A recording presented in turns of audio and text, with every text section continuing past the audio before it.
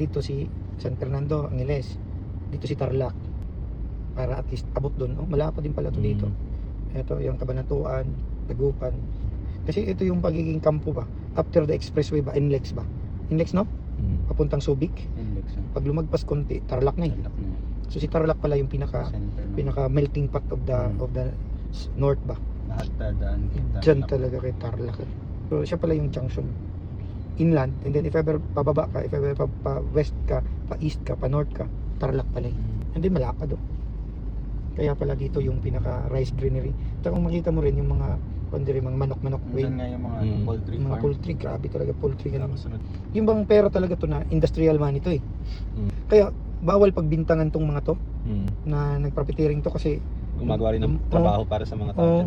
namimera lang hindi ako maniwala niyan. Ang daming nabuhay din. Ang dami Dami mga galit sa Ha? negosyante.